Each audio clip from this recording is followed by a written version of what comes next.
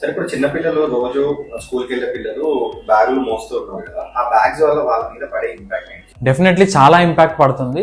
చిన్న పిల్లల్లో mostly spine problems రావటం, బ్యాక్ పెయిన్ రావటం, నడుము నొప్పి రావటం, భుజాల నొప్పి రావటం, మోకాల నొప్పి రావటం, ఇవన్నీ ఏంటి ఇంత చిన్న పిల్లల్లో అని అనుకుంటా ఉంటాం. That is because of the weight of the bag and posture సరిగ్గా లేకపోవటం. సో ఏమవుతుంది అంటే బ్యాగ్ వేసుకున్నప్పుడు, హెవీ బ్యాగ్ వేసుకున్నప్పుడు పిల్లలు అనేది దాన్ని ఎట్లా లిఫ్ట్ చేయాలని వాళ్ళకి తెలియదు. సో వాళ్ళు ఏం చేస్తారంటే ముందుకు ఫార్వర్డ్ బెండింగ్ చేసి అప్పుడు బ్యాగ్ ని ఇట్లా మోస్తా ఉంటారు అనమాట. సో అట్లా మోసినప్పుడు ఏమవుతుందంటే ఈ స్పైన్ కి చుట్టుపక్కల ఉండే అటుపక్క ఇటుపక్క ఉండే మజిల్స్ అన్ని కూడా వీక్ అయిపోతా ఉంటాయి. రోజు స్ట్రెచ్ అవుతా ఉంటాయి, స్ట్రెచ్ అయ్యి వీక్ అయిపోతా ఉంటాయి. దాంతో పాటు ఈ భుజాలలో ఉండే లిగమెంట్స్ కానీ, ఈ టెండాన్స్ కానీ, ఇవన్నీ కూడా వీక్ అయిపోతా ఉంటాయి. సో దానివల్ల భుజాలు నొప్పి రావటం, స్పైన్ లో ఏంటంటే ఆ shape of the spine will be gone, అంటే స్కోలియోటిక్ స్పైన్ డెవలప్ అవుతుంది అనమాట. ఇట్లా వంకరగా ఉండే స్పైన్ అలా డెవలప్ అవటం, ఇవన్నీ జరుగుతూ ఉంటాయి. So that will lead to posture discontrol and future లో చాలా ప్రాబ్లమ్స్ ఫేస్ చేయాల్సి. సో చేయకుండా ఉండాలి, ఇది రాకుండా ఉండాలి అని అంటే things you should remember is not more than 10% of the body weight bag. So bag అనేది 10% ఆఫ్ చైల్డ్స్ బాడీ వెయిట్ కంటే ఎక్కువ ఉండొద్దు.